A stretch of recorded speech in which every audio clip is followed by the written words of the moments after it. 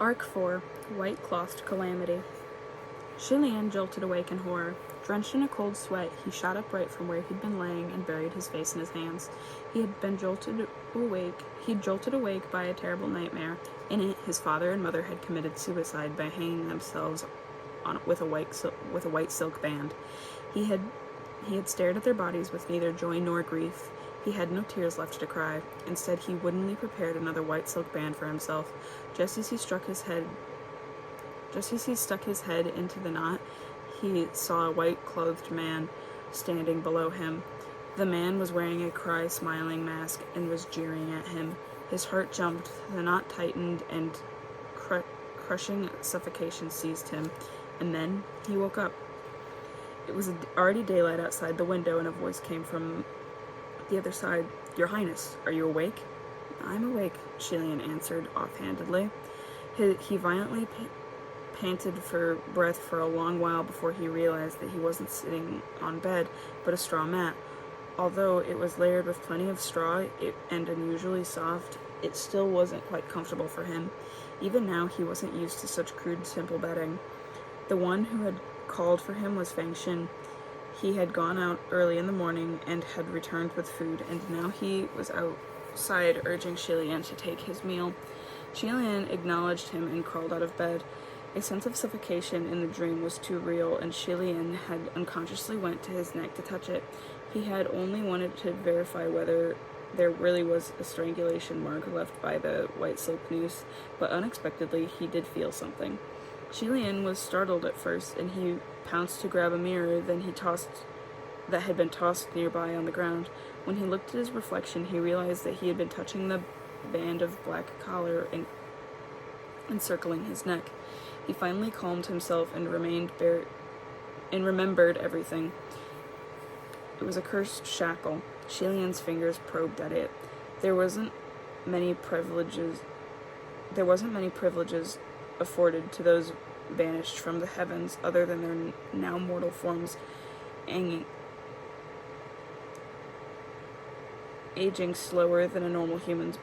However, Junwoo had shown mercy when he made Chilian's cursed shackle and had added some accommodation clauses.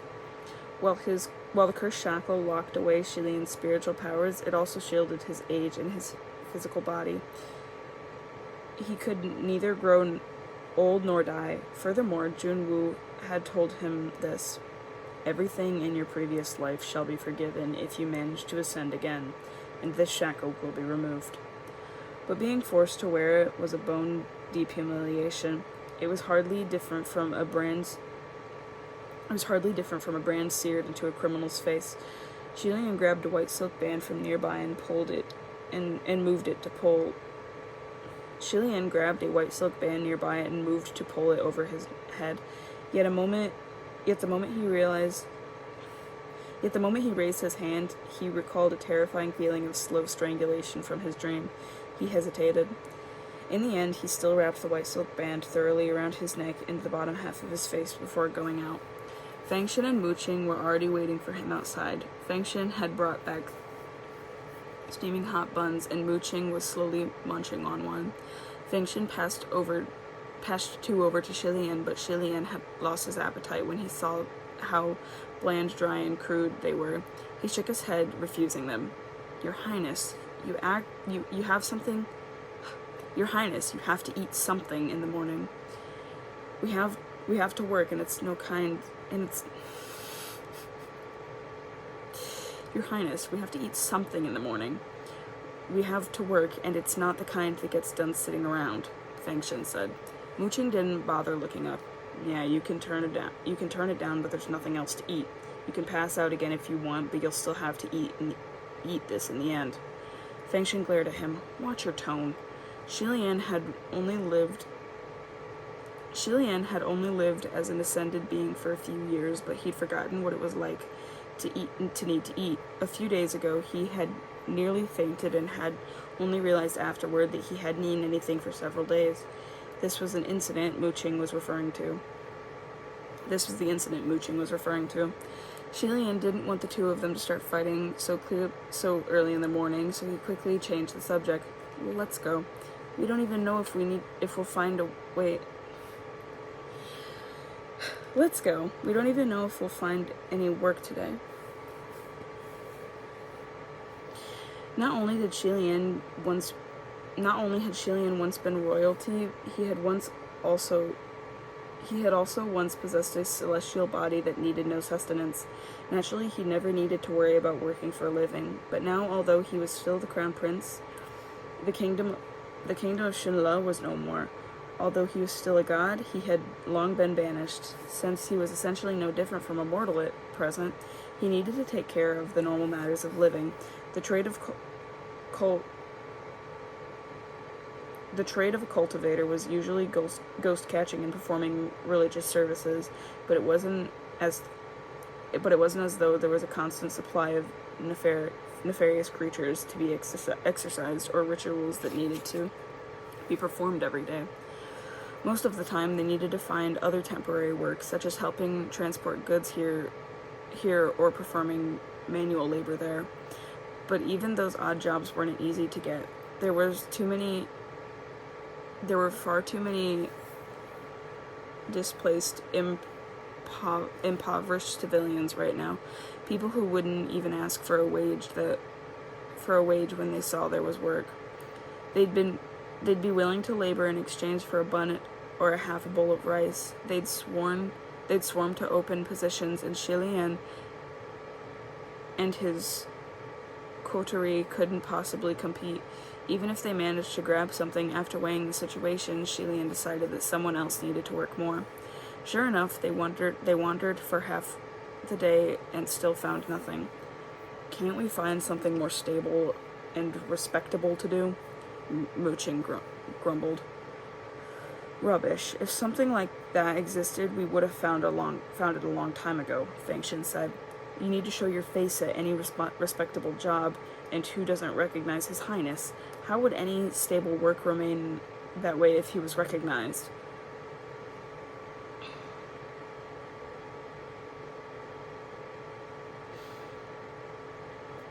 Where was I? Mooching stopped talking, and Shilian wrapped the white bandage covering his lower half of his face tighter. Indeed, they would have to flee if anyone recognized who he was, or they'd risk being beaten and chased away. Even if they applied for work as armed escorts, what employer would be comfortable hiring someone with an unknown background who wouldn't show his face? They couldn't exactly take up work as hitmen either. Their choices were very limited.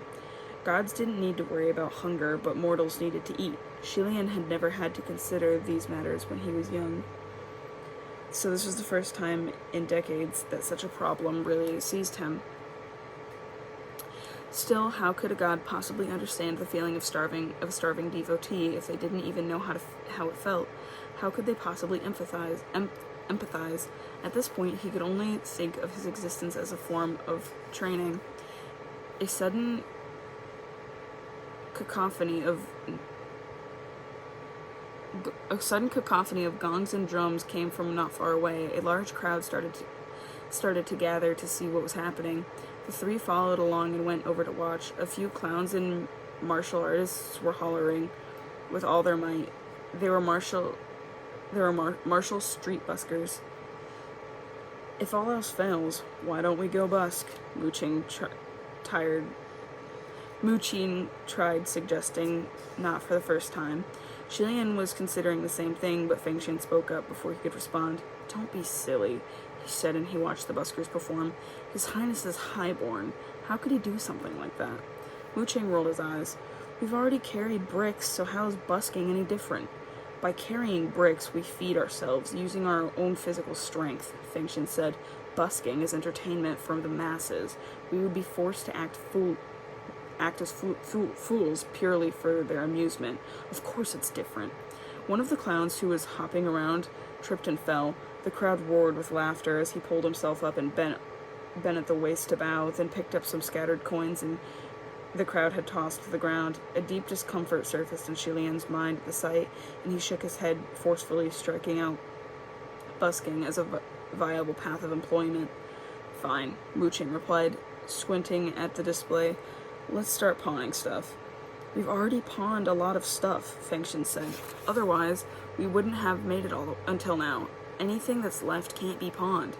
At that instant, surprised shouts rippled across the crowd. Someone yelled, "The soldiers are here! The soldiers are here!" With that, the crowd broke up. Soon a band of soldiers stuttered down the street with an impressive air, holding weapons in their hands and sporting shiny new armor. They were interrogating anyone who appeared suspicious. Shilian had his coterie. Shilian and his coterie hid in the crowd and overheard the conversation of people nearby. "Who are they after?" "Don't worry, they're not here to arrest us. I heard they're trying to capture the Shilla royals who are still at large. Apparently someone saw suspicious characters around here, so the city has been really strict with their searches lately." "Really? My goodness. Did they actually flee here?" Shilian and his companions exchanged looks. "Let's hurry back and check on things," Shilian whispered. The other two nodded. They silently left the crowd, splitting up. They only met again after they'd walked a fair distance and confirmed they hadn't attracted any attention, and once returned, they hurried away. They ran until they reached a small mountain forest out in the middle of nowhere. Shilian could see a thick column of smoke coming from within the trees. A terror struck him. Could the Yong'an soldiers have already discovered this place and set fires to kill them off? They rushed until they found a rundown little cottage hidden in the trees, left behind by some unknown hunter. The thick smoke was coming from inside the cottage. "Mother," Shinla blurted. "What's going on? Are you there?" A woman immediately emerged and greeted him happily. "My son, you've come." It was the queen. She was dressed in simple clothes and had grown quite thin. She looked fairly different from the noble lady she had once been. Seeing that his mother was fine and that her face was full of delight, Shilian relaxed, but he quickly asked, "What's with the smoke?" "It's nothing, really. I just wanted to do a little cooking today," the queen replied, embarrassed. Shilian didn't know whether to laugh or cry. "Don't. What cooking? Just eat the food Fangshan and Muqing bring every day. The smoke is too conspicuous. Where there's smoke, there's people. You'll attract Yong'an soldiers. We bumped into them in the city earlier. The city is tightening its security, so we'll need to move again." Fangshan and Muqing entered the cottage to extinguish the source of the smoke. The queen didn't dare to be neglectant either, so she went to the back of the room of the cottage to talk to the king. Fangshan came outside. "Your Highness, you aren't going inside to see His Majesty?" he whispered. Shilian shook his head. "No." The two of them, father and son, one the king of a fallen kingdom and the other a banished god. It was hard to say which one was more pathetic, the more disgraced of the pair. If they were forced to sit down and face each other, they'd glare at one another instead of having a heart-to-heart. Avoiding the conversation entirely was for the best. "Mother, why don't you start getting packed? We'll leave today," Shilian called out. "We'll come pick you up in the evening and head out." The queen hurried outside again. "My son, are you leaving soon? You haven't visited in days. Why leave so quickly?" "I have to go train," Shilian said. In truth, he was going to look for work. They couldn't possibly support this many people if he didn't. "Have you eaten this morning?" the queen asked. Shilian shook his head. The three of them were starving. "That's terrible for your body," the queen said. "Fortunately, I have just stewed a pot of congee. Come and grab a bite." Shilian wondered, why was there so much smoke if it was just a pot of congee? It looked like an entire palace was in flames. The queen turned to Fangshan and Muqing. You two children come eat with us too." Fangshan and Muqing hadn't at all expected to receive such treatment and tried to decline, but the queen was adamant. The two could only timidly sit down at the table, feeling rather surprised in a good way. But when the queen brought the pot over, their surprise soon drained to dread. Even after they got back to the city, Muqing's stomach was still churning. "I thought the congee smelled like bran water, but I hadn't imagined it to taste like it too," he said, stumbling over his words. Fangshan gritted his teeth. "Shut up, don't force us to remember that stuff. The queen is highborn after all, never cooked. This is already, ugh." Muqing humphed. "Am I wrong? If you don't think it tasted like bran water, why don't you go ask the queen to grant you another bowl? Ugh." The two were heaving as they argued back and forth, and Shilian grabbed hold of both of them to pat their backs.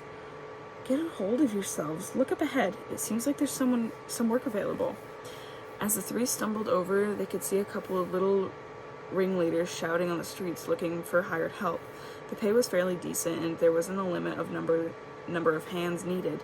They would take anyone who came. The three of them quickly sighed and joined the large group of disheveled, bone-skinny paupers.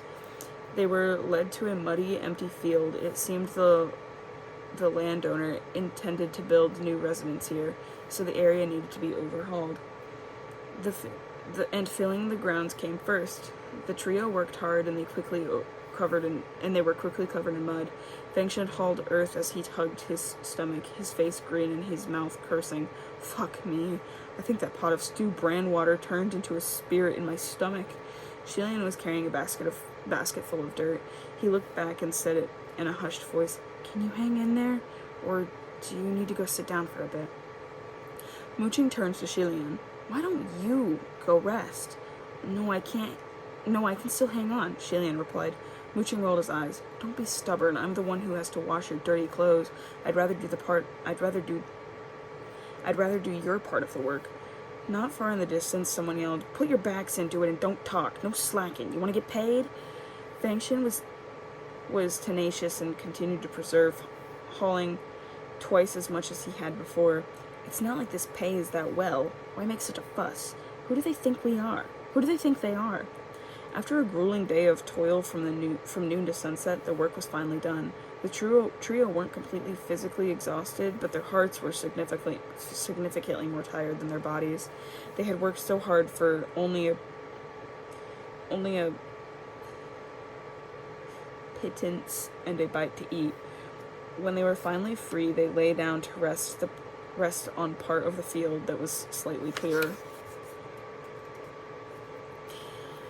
Just then, another rowdy, noisy group approached. Some men had arrived, their pace slow as they hauled a stone statue. Shilian looked up slightly. What statue is that? Mooching glanced at it as well. Maybe a new divine statue to guard this place? Shilian said nothing. If this was the past, the one chosen to watch over the residents would have undoubtedly been one of his own prince statues, but now he didn't know which god it'd be. It was most likely Jun Wu, or perhaps the newly ascended official. Shilian did nothing for a long moment, but then he couldn't resist wanting to see who had replaced him. He forced himself to stand up and shuffled over to the crowd to take a look. The stone statue's back was facing him, so he couldn't see his face clearly. However, it seemed to be kneeling. Now Shilian was even more curious. Which heavenly official would have a kneeling statue? He circled all the way around to get a better look. When he saw the statue's face, his entire mind went blank. The divine statue's face was his own. The kneeling statue was settled onto the ground, and someone rudely patted its head. Finally got done hauling this thing. This bastard's pretty heavy. Why drag over a statue like this? It's kind of ugly. Why not get one of the heavenly emperors? Isn't this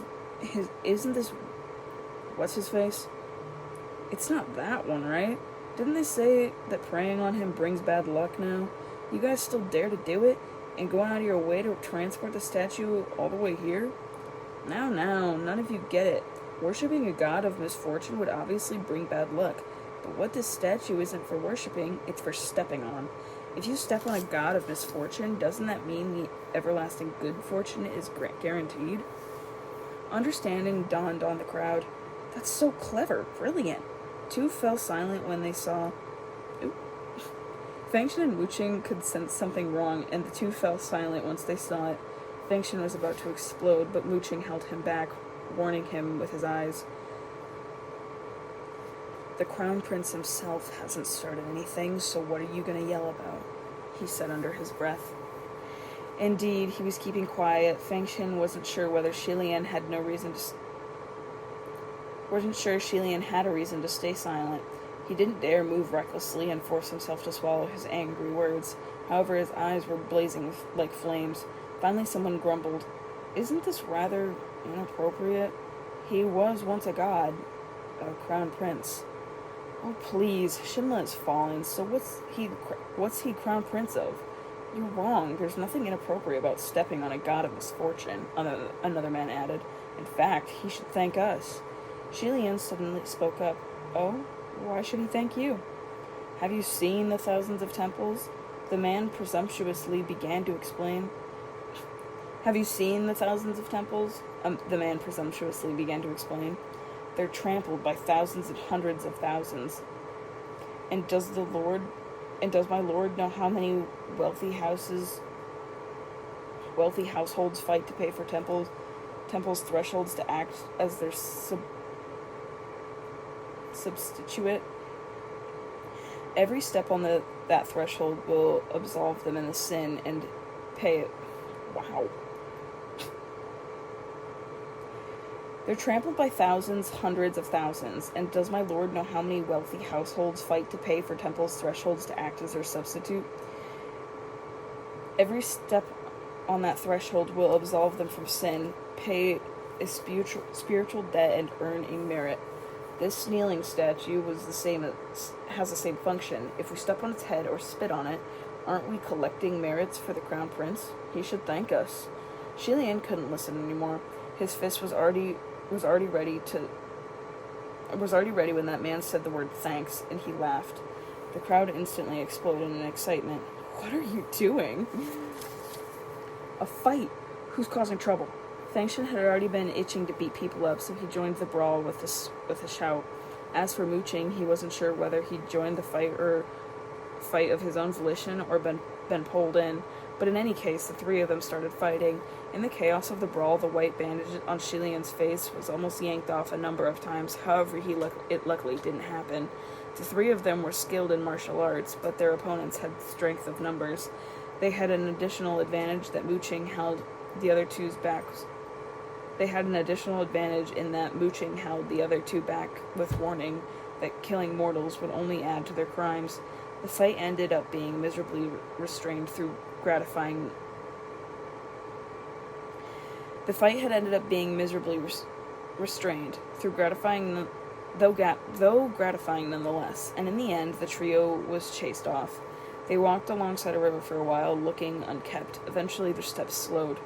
We worked hard all day, but in the end, we gained nothing, all because of a fight. Mooching complained angrily, his face black and blue. Fangshan wiped the blood on his mouth. "How could you bring up money at a time like this?" It's precisely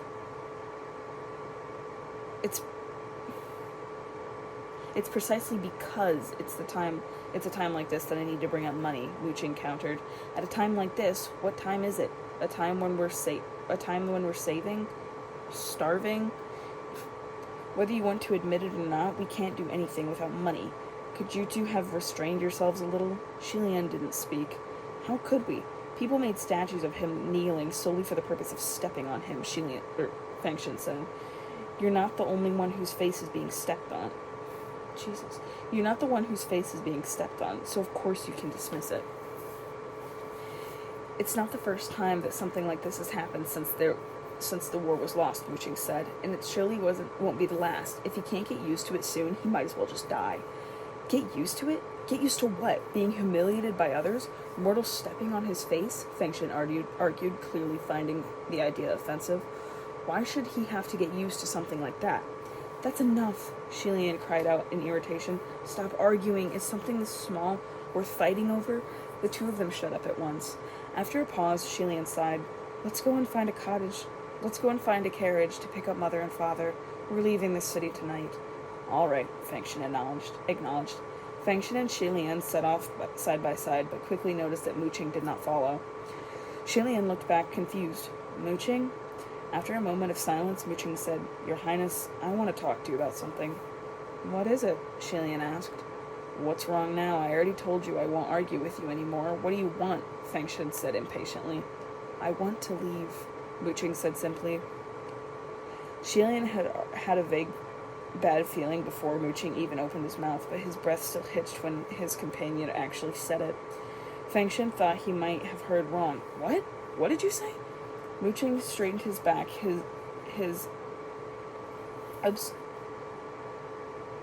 Mooching straightened his back. His obsidian eyes were unyielding, and his demeanor was calm. Please permit me to leave. Leave? Fangshan exclaimed. What will His Highness do if you leave? What about the king and queen? Mooching opened and closed his mouth a couple of times, but in the end he still said, I'm sorry to ask, but my hands are tied. No, you can't explain yourself. You can explain... Jesus. No, you can explain yourself right now. What the heck do you mean your hands are tied? Fangshan demanded. The king and queen are His Highness's parents, but I have my own mother to worry about, Mooching replied. She also needs my care. I can't neglect my own mother for the sake of someone else, or someone else's parents. I pray your highness will understand that I cannot stay by your side. Shilian felt faint and leaned against a nearby wall. Is that the real reason? Fangshan questioned coldly.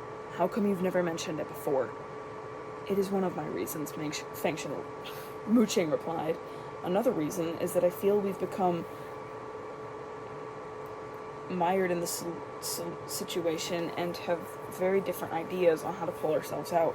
Pardon my honesty, but if we keep going like this, nothing will get better, even in 1,000,000 years, and so our paths have diverged. Fangshan was so angry he began to laugh. He nodded and turned to Shilian. Your Highness, you hear that? Remember what I said back then? I said that he'd be first to run off if you were ever banished. Didn't I tell you? Mooching seemed aggravated by his words. Please stop trying to guilt-trip me, thanks. He replied faintly. I'm not only speaking the truth. Everyone has their own outlook. No one was born to be the center of the world, the justice of the mortal realm. Perhaps you enjoy orbiting another person, but others might not feel the same. Well, don't you have a load of sour, viled excuses? I don't give a damn, Fangshan said. Jesus. Well, don't you have a load of sour, veiled excuses? I don't give a damn, Fangshan said. It is so hard to admit that you're ungrateful. Is it so hard to admit that you're an ungrateful traitor? Enough! At the sound of Shilian's voice, the two of them stopped arguing. Shilian removed his hand from his forehead and turned to Mooching. He stared at him for a while before he spoke. I don't like forcing people. Mooching's lips pursed, but he stood still. Go, Shilian said. Mooching looked at him, not saying a word, then he bowed deeply, turned around, and walked away. Fangshan stared at his retreating back without blinking as it disappeared into the night. Your Highness, you're really letting him go just like that? Fangshan said in disbelief. Shilian sighed. What else can I do? I just said I don't like forcing people. No, but... That bastard! Fangshan exclaimed. What's with him? He actually left. He ran off. What the fuck? Shilian crouched on the riverside, rubbing his forehead. Never mind it. If his heart has already left us, what's the use in making him stay? Should I tie him up and force him to wash my clothes? Shilian didn't know what else to say either and crouched beside him. Jesus. Fangshan didn't know what else to say either and crouched beside him. A moment later, he spat angrily. God damn it, that bastard was happy to share his wealth, but not the suffering. He ran away the moment things got tough. Does he remember nothing of your kindness? I'm the one who told him not to remember it, Shilian said. So you don't need to bring it up constantly. But he couldn't possibly forget it for real, Fangshan refuted. What the actual fuck? Don't you worry, Your Highness. I will never... What the actual fuck? Don't you worry, Your Highness. I will never ever leave you. Shilian forced a small smile but said nothing. Fangshan stood back up. Shall we go pick up the Queen and King? I'll find a carriage. You just wait here. Shilian nodded. Thanks. Be careful. Fangshan acknowledged him and left. Shilian also rose to his feet and walked alongside the river for a while. His whole body still felt a little unsteady, like nothing was real.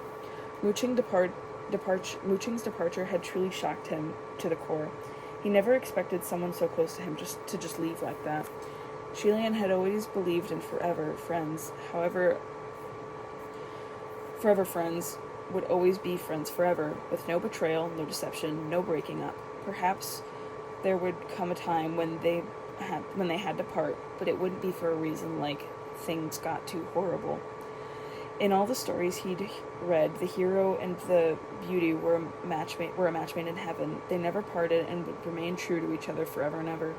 And if they couldn't, it was because they were forced apart by a tragic death, and not because the hero preferred to eat meat while the beauty preferred fish, or because the hero scorned the beauty for spending too lavishly and the beauty scorned the hero for his bad habits. It wasn't a pleasant feeling to lose your footing and plunge millions of miles only. It wasn't a pleasant feeling to lose your footing and plunge millions of miles only to find yourself in the mortal realm when you hit the ground. As Shilian randomly wandered, he suddenly saw a shimmering golden light floating ahead. The sight snapped Shilian out of his haze. On closer inspection, he saw the lights were lanterns.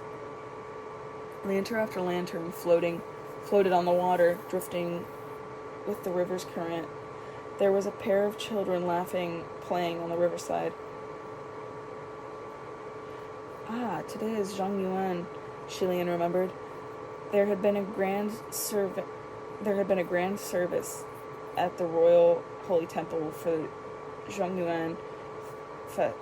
Yuan festival every year. He'd always looked forward to it and would never just forgotten, but now it had completely slipped his mind. He shook his head and continued on his way. Just then a voice came to the road ahead. Kids, wanna buy one?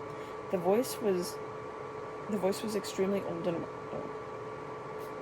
Just then a voice came from the road ahead. Kids, wanna buy one? The voice was extremely old and raspy, and it was laced with an eerie ghost chi. Shilian instantly knew something wasn't right. He stopped and looked over to see two children with lanterns in their hands stopped by the roadside. They were staring at something with curiosity and fear. Someone was seated in the darkness in the forest in front of them.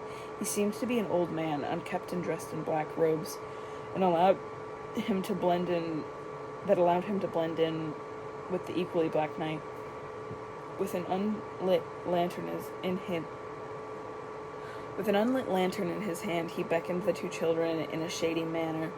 My lanterns are very different from the ordinary lanterns you're holding, I'll tell ya. These are rare treasures. If you make a wish on them, it's guaranteed to come true. The two small children said doubtfully, Really? Of course, the old man said. Look.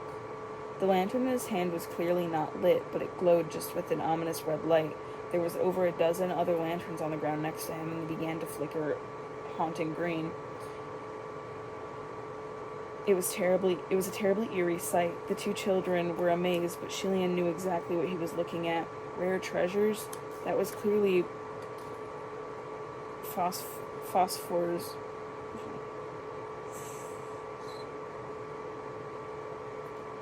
phosphorescence from the souls of the dead. The little ghost's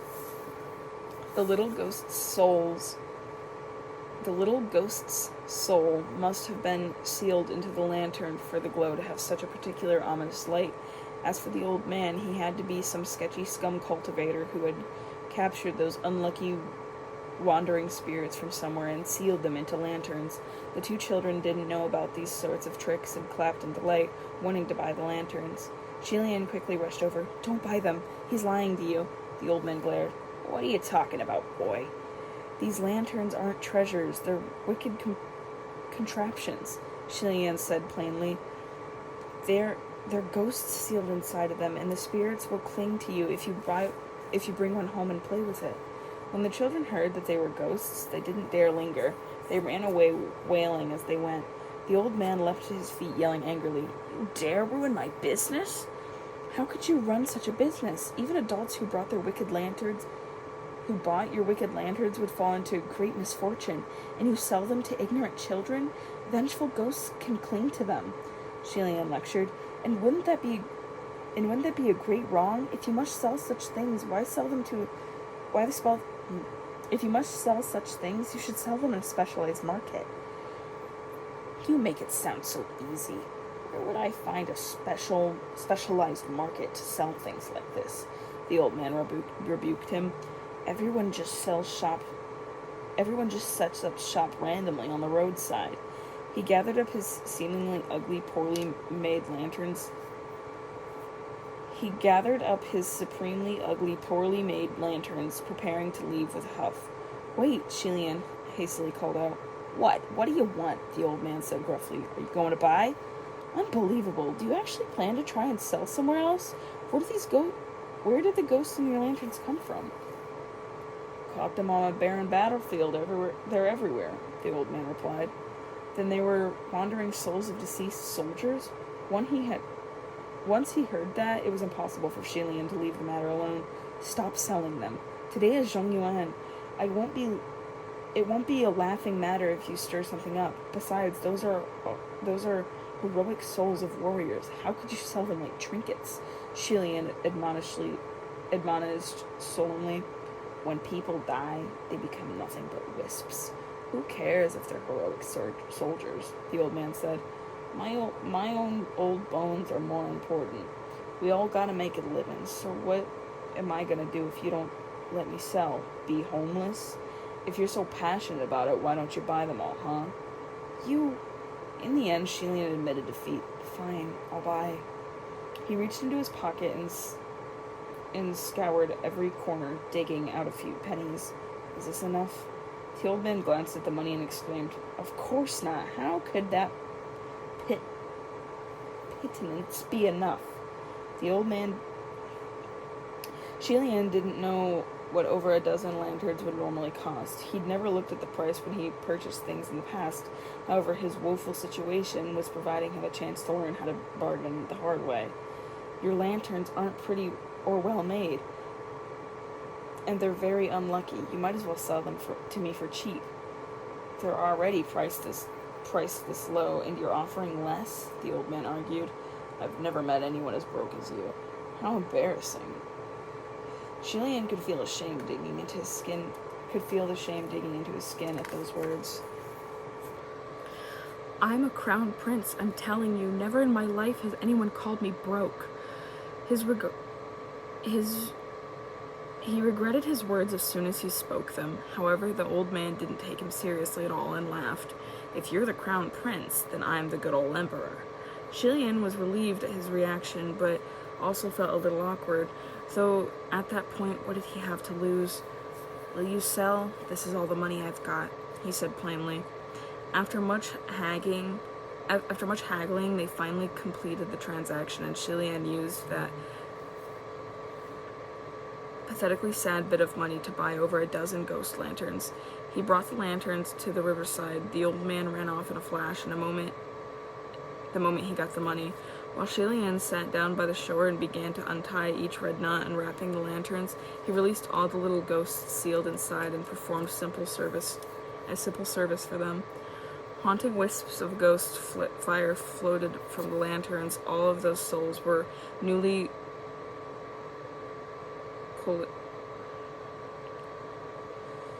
coalesced ghosts who had passed away very recently. They were bleary and unfocused, with no clear consciousness of their own, and were very feeble still, which was why the old man had captured them so easily. When they were released from the cramped lanterns, they all swarmed around Shilian, circling him affectionately and even nuzzling him every so often. Shilian rose to his feet and urged softly, "Go on, go." Aided by the gentle push of Shilian's hands, the spirits rose higher and higher, floating towards the horizon and gradually disappearing. This was known as spirits returning to the world, as they moved on and were no more. Shilian gazed at the starry sky for a long time before he heard a voice calling from behind him. "Your Highness." Shilian blinked out and turned to look for the source of the voice, but only then did he realize the tiny ball of ghost fire had remained with him. One tiny ball of ghost fire had remained with him. He hadn't climbed into the sky nor disappeared into embers. The little ghost seemed stronger than the others. Not only did it possess its own consciousness, it could also speak. Shilian walked over, bewildered. Were you calling me just now? You recognize me?" The little ball of ghost fire became quite lively upon being noticed, jumping up and down. Judging by its voice, it seemed to be a young man like Shilian. "Of course I recognize you." Shilian only felt more awkward when he remembered he was covered in mud and looked so strange. He clenched his hand and pressed his fist against his lips. He really didn't want to admit his identity, and thought to instead tell the ghost fire that it was mistaken. A moment later, he schooled his expression. What did you say? Didn't I send you off? Did I miss a step, maybe? If he hadn't missed a step during the service, why would one of them still be here? The nameless ghost floated before him, not too close, not too far. No, you've done it all wrong. I didn't want to leave, that's all. Oh, no, you've done nothing wrong. I didn't want to leave, that's all. It answered. Do you have an unfulfilled wish or some attachment? Shilian mused. Yes, the nameless ghost replied. Then why don't you tell me what it is? Shilian asked. If it's not too difficult, I'll do my best to help you. Behind the nameless ghost, 3,000 lanterns flowed languidly through the night. The nameless ghost said, I have a beloved who is still in this world. After some silence, Shilian said, I see. Is it your wife? No, your highness. We were never married. Ah. In fact, I might not even be remembered. The nameless ghost said, We never really talked. You never really talked, Shilian thought. Then how did this person become the beloved that tied your spirit to this world? What beauty they must possess. Humming for a moment, Shilian said, So then what is your wish? I want to protect them, the nameless ghost answered. Usually such a spirit would be something like, I want to tell her I love her, or I want to spend some romantic time with her, or occasionally some more frightening like, I want her to accompany me down below. A wish to protect someone was quite rare, but Shilian was a little stunned. But you no longer belong to this world. What if, the nameless ghost replied. What of it? The nameless ghost replied. If you force your soul to remain, you won't be able to resist this. To rest in peace, Shilian said. The nameless ghost didn't seem to care. I'm willing to never rest in peace. This wandering wisp of a spirit was surprisingly stubborn. Such a willful spirit was typically extremely dangerous, but for some reason, Shilian didn't sense any murderous intent from it, so he wasn't concerned. If your beloved knew you couldn't rest in peace because of them, they might feel troubled and guilty, Shilian replied. Illustration?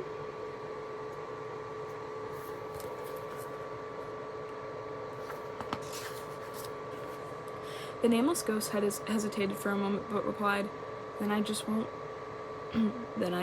let them know why I haven't left. If you meet too often, they'll find out sooner or later, Shilian said. Then I won't let them know I'm protecting them either, the nameless ghost replied. Something stirred within Shilian's heart. He could tell that this young man's love wasn't just talk. The lanterns had continued wandering spirits that the lanterns had contained wandering spirits that the old man had captured from the barren battlefield, so the one before him now must have been a young warrior. The war separated you from your beloved. I'm sorry I didn't win, Shilian said quietly. However, the nameless ghost declared, To die in battle for you is my greatest honor. Shilian was stunned. To die in battle for the crown prince is the greatest honor of Shinla's soldier, was a slogan that some general from Shinla had taught the troops. They used it to hype them up for the fight, proclaiming that if they died, they would have died for a purpose, and in death they would pass on to an immortal realm. That was, of course, a lie.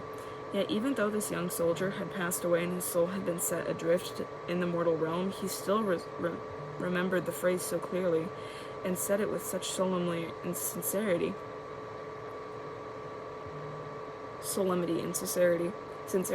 Shilian felt the rims of his eyes grow hot and his vision went blurry. I'm sorry, he replied. Forgive me. The nameless ghost flickered. Flickering flames flared brighter.